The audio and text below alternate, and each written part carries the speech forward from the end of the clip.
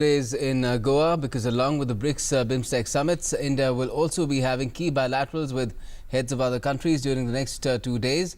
The annual summit meet with Russia looks set to strike some big-ticket deals in areas of defense and energy. Take a look.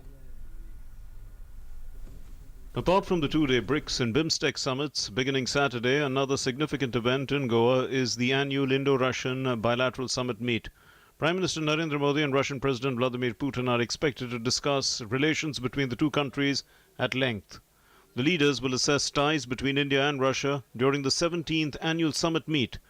Several key agreements are also likely to be inked as a result. We are making new inroads into certain sectors like energy, like infrastructure, like railways. We are also looking at areas like agriculture, and we are looking at high technology. The summit meet also becomes significant in terms of India's surgical strikes in POK after Uri terror attack and the worldwide support it got over its action. Dwelling on the significance of the Indo-Russian bilateral, Prime Minister Narendra Modi wrote in his Facebook post, "President Putin's visit will give an opportunity to consolidate and reaffirm a unique time-tested friendship and partnership with Russia." Before heading out for Goa, President Putin has termed India as a privileged strategic partner in an interview.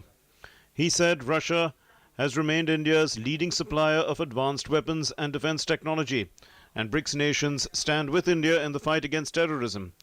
He added that cooperation between the two countries is making good headway in all areas on the basis of strong traditions of friendship, trust and mutual respect. India is an old, proven, great friend of Russia. We are hopeful that the reverse is also the case.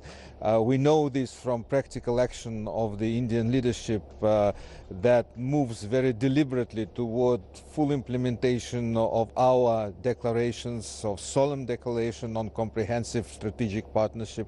New agreements and new contracts are underway. Russia has further said that apart from bilateral issues, the two leaders will take up international issues such as Syria and Afghanistan, apart from the war against terror. Cooperation in nuclear energy and military technology will also figure prominently.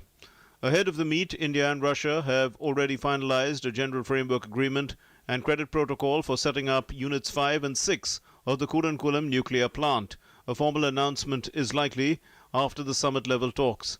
A ceremony of the first pour of concrete for the foundation of Unit 3 and 4 and an inaugural ceremony of Unit 2 of the Kudankulam plant is also on the anvil. Both leaders had jointly dedicated the first unit to the nation on the 10th of August.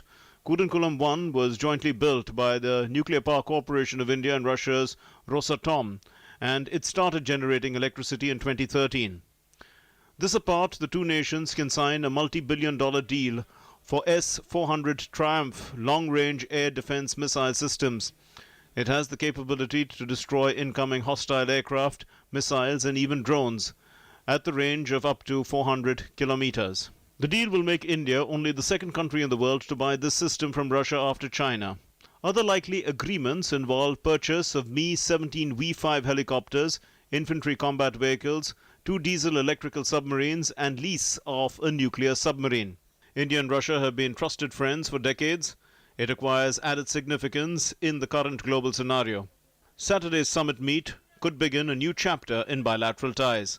With significant agreements to be signed in multiple sectors like energy, infrastructure, investment flows, big-ticket defense deal worth billions of dollars, this meeting between Prime Minister Modi and President Putin is being looked at as one that would give the much-needed push to a special and privileged strategic partnership.